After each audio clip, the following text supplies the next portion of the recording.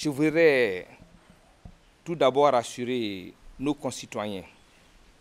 Vous savez, le 23 décembre 2023, le 23 décembre de ce mois, nous étions à notre Assemblée générale ordinaire des 36 organisations, associations, ONG, mouvements de la société civile ivoirienne. Au cours de cette Assemblée générale, nous avons eu à adresser une motion spéciale d'encouragement au gouvernement. Et c'est à la suite de cette grande déclaration, notre soutien sans faille au gouvernement, que nous avons eu le communiqué, comme tous les Ivoiriens, dans la presse, du ministre de l'Énergie. Je voudrais vous dire que c'est une pilule qui est difficile à avaler. Mais nous interpellons en même temps les organisations des consommateurs de Côte d'Ivoire. Jusqu'à ce jour, nous n'avons vu aucun communiqué officiel défendant nos populations ivoiriennes et surtout faire des propositions concrètes.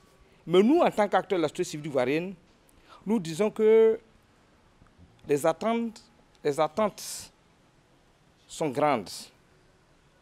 Nous aurions voulu qu'en cette fin d'année 2023, le gouvernement puisse annoncer une très bonne nouvelle à nos populations ivoiriennes, parce que la cherté de la vie est une réalité. Nous continuons de nous battre auprès du gouvernement afin d'améliorer les conditions de vie de nos populations. Nous le faisons conformément à nos statuts et règlements intérieurs. Nous n'avons jamais bénéficié d'un centime de la part du gouvernement de Côte d'Ivoire. Nous le faisons avec nos propres moyens. Alors, ce qu'on attendait du gouvernement cette fin d'année était une déclaration forte.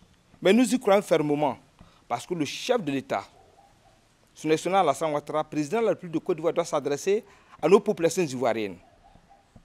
Nous souhaiterions que ce communiqué de M. le ministre de l'Énergie ne puisse pas être une réalité. Parce que nous estimons que nos populations ont déjà consenti beaucoup de sacrifices. Nos populations ont accompagné l'État de Côte d'Ivoire depuis la crise Covid-19, en passant par la cherté de la vie. Et nous continuons ce combat. Venir encore augmenter la douleur de nos populations, c'est vraiment très grave. C'est pourquoi je disais tantôt que les différentes organisations des consommateurs doivent être au devant de ce combat. Nous les voyons à longueur de journée défiler dans les bureaux, faire des déclarations, mais quand il s'agit de défendre nos populations, nous ne les voyons pas. Mais nous, en tant qu'acteurs de la société civile ivoirienne, surtout au niveau de la plateforme des 36 organisations, nous lançons un message à l'endroit du président de la République, afin qu'il puisse entendre les pleurs de nos populations ivoiriennes. Et que cette décision qui vient d'être prise soit annulée. Parce que, voyez-vous, en augmentant le prix de l'électricité à 10%, toutes les couches sociales en Côte d'Ivoire sont touchées. Mais ce que nous n'arrivons pas à comprendre est que la Côte d'Ivoire produit de l'électricité. Nous en vendons à certains pays frères, le Burkina, le Mali. S'il y a des sacrifices à faire, je crois que dans ce sens, on devrait quand même pouvoir annoncer aux Ivoiriens que le coût allait être baissé, afin que nous puissions, nous, qui luttons à longueur de journée auprès du gouvernement ivoirien, faire passer le message de tout ce qui a été fait comme sacrifice par le gouvernement ivoirien. Donc nous disons que nous ne sommes pas d'accord avec cette décision. Nous récusons cette décision aujourd'hui, demain et pour toujours, parce que nos populations ont déjà consenti trop de sacrifices. Et nous, au niveau de la plateforme de la société civile ivoirienne, nous avons consenti et nous continuons encore de consentir beaucoup de sacrifices pour soutenir l'État de Côte d'Ivoire.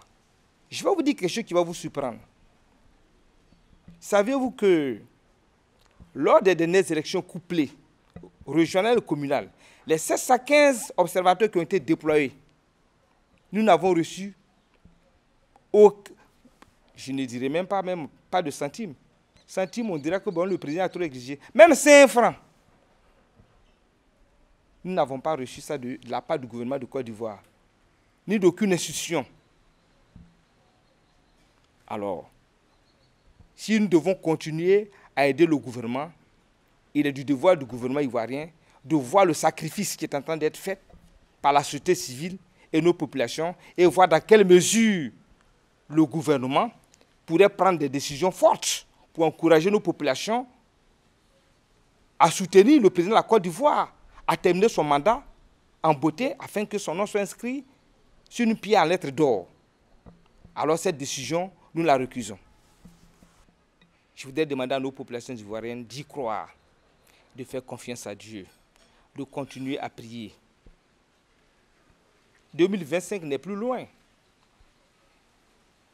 Pour améliorer les conditions de vie de nos populations, le gouvernement de Côte d'Ivoire a eu à prendre beaucoup d'engagements, à commencer par le chef de l'État, son excellence Alassane Ouattara. Pour notre part, beaucoup d'efforts ont été faits. Le président Alassane Ouattara ne cesse de consentir beaucoup d'efforts. Mais nous disons, beaucoup reste encore à faire. Surtout aujourd'hui, avec la cherté de la vie, le panier de la ménagère en Côte d'Ivoire est menacé quotidiennement. Raison pour laquelle nous, en tant qu'acteurs de la société civile, nous avons décidé de l'accompagner à travers nos moyens de bord par la sensibilisation pour éviter qu'il y ait une crise profonde entre nos populations et le gouvernement de Côte d'Ivoire. Je voudrais féliciter nos populations ivoiriennes pour leur esprit de solidarité, pour leur esprit de fraternité.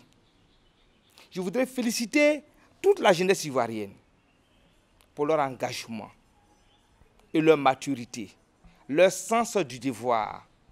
Depuis la crise du Covid-19, en passant par la cherté de la vie, voyez-vous, il n'y a jamais eu de marche en Côte d'Ivoire de la part de nos populations. Il n'y a jamais eu de sortie hasardeuse de la part de la jeunesse ivoirienne, ce qui atteste sa maturité. Je voudrais leur souhaiter une très bonne et heureuse année et leur dire,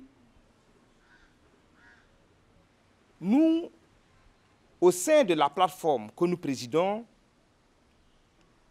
nous sommes en train de nous mettre en ordre de bataille. Nous sommes en train de nous préparer. Continuer à renforcer nos activités sur le terrain. Continuer à aider le gouvernement de Côte d'Ivoire. Continuer à interpeller le gouvernement de Côte d'Ivoire. Continuer à faire des propositions pertinentes et constructives pour aider l'État de Côte d'Ivoire. Nous leur demandons de garder la foi. Et nous leur disons en même temps que la balle est dans le camp de nos populations ivoiriennes. Parce que 2025 est proche. Nous allons rentrer en 2024. Et il sera du devoir de nos populations ivoiriennes de faire un bilan à mi-parcours du programme du gouvernement du président Alassane Ouattara, de se prononcer. Nous disons, aucune œuvre humaine n'est parfaite. Beaucoup de choses ont été faites. Beaucoup restent à améliorer. Faisons confiance au président Alassane Ouattara. Donnons-lui une chance de terminer son mandat en beauté afin que son nom soit inscrit sur une pierre en lettres d'or.